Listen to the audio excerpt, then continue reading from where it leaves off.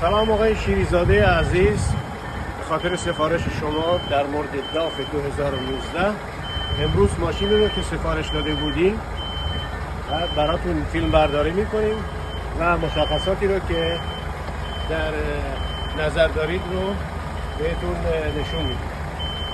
داف 2019 سقف بلند ماشین، شما میتونید که از ویدیو ببینید کیفیت ماشین و کوالیتی آن رو. همین الان میخوام اینو نشونتون بدم.